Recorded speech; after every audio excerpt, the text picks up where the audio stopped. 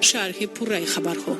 با قرار رئیس شهر دوشنبه محترم رستم امامعلی 25 دکبر سال روان در پایتخت مملکت اجلاسی چهارم مجلس وکیلان خلق شهر دوشنبه دعوت ششم برگزار می‌گردد. در این باره از ریاست اطلاعات و رابطه‌های خارجی دستگاه رئیس شهر دوشنبه و اگنتی خبر خبر دادند. عین زمان بر روزنامه اجلاسی چهارم مجلس وکیلان خلق شهر دوشنبه دعوت ششم 4 مسئله درباره حسابات رئیس شهر دوشنبه اید به نتیجه‌های رشد اجتماعی و اقتصادی شهر دوشنبه در 11 ماه سال 2020 لایحه بودجت شهر دوشنبه برای سال 2021 و تزریق اجرای بودجت شهر دوشنبه در سال 2019 اجرای برنامه‌های دولتی و نقشه چاره‌بینی‌های مقامات اجرایی حاکمیت دولتی شهر دوشنبه در ساحه هنرهای مردمی و سیاحی اینچنین تصدیق قرارهای رئیس شهر دوشنبه وارد کرده شدند افزود منبع. همچنین طبق قرار مذکور برای آماده نمودن مسئله‌های روزنامه اجلاسی گروه کاری تأسیس داده شده است. وکیلان مجلس وکیلان خلق شهر دوشنبه دعوت ششم تا 22 دکبر سال 2020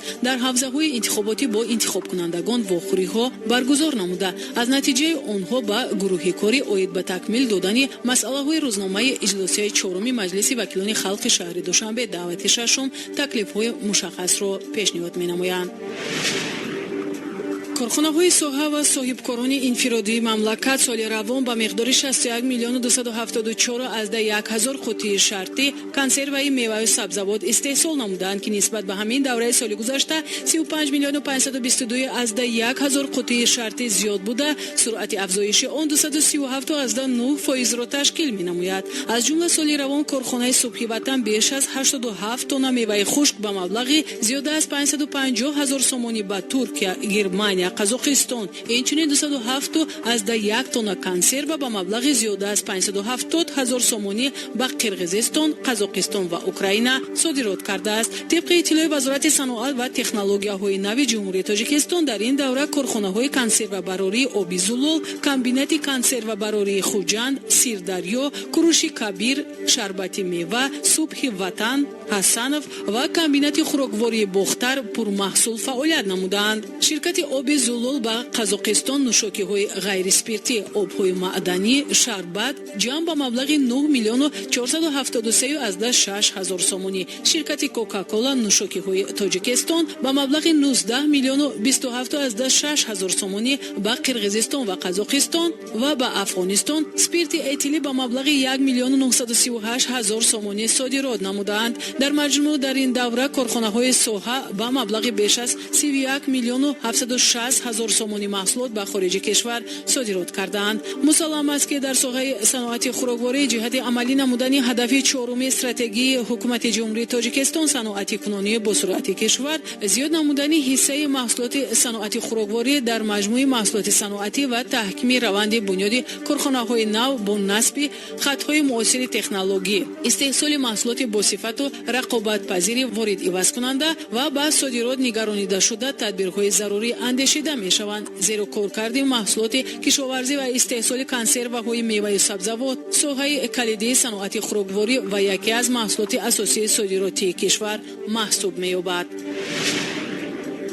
شروع از 14 دکبر در پایتخت خطسیر ترالیبوس رقم 11 که محله 82 باغ صدرالدین عینی را در بر میگیرد با فعالیت آغاز می نماید. طوری از ریاست اطلاعات و رابطه‌های خارجی دستگاه رئیس شهر دوشنبه به اگنتی خبر دادند. ترالیبوس ها در خطسیر مذکور توسط خیابان‌های اسماعیل سامانی و رودکی حرکت می نماید. مقامات اجرایی حاکمیت دولتی شهر دوشنبه از ساکنان و مهمانان پایتخت احترامانه خواهش می نماید که از خدمت رسانی‌های ترالیبوس‌های نو معاصر استفاده برند. پرداخت حق راهگیرا در خط سیر مذکور نیز طریق کارت نقلیاتی به راه مانده می شود. یادآور می شویم که 11 دکبر اساسگذار صلح و وحدت ملی پیشوای ملت پرزیدنت جمهوری تاجیکستان محترم امامعلی رحمان با رئیس مجلس ملی مجلس عالی جمهوری تاجیکستان رئیس شهر دوشنبه محترم رستم امامعلی در معرفی 36 اتوبوس و 69 ترالیبوس نو در شهر دوشنبه اشتراک نمودند. ترالیبوس های نو که همکنون در کوچه های پایتخت به حرکت می‌آیند استحصال کارخانه جمعیت سهامی کشاده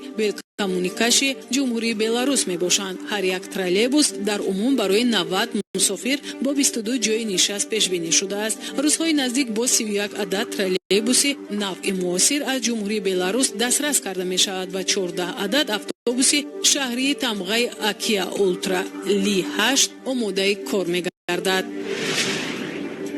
مشروبات اسپریتی می تواند انسان را در مقابل کرونا ویروس آسیب پذیر کند و سیستم ایمنی را زیر خطر بگذارد.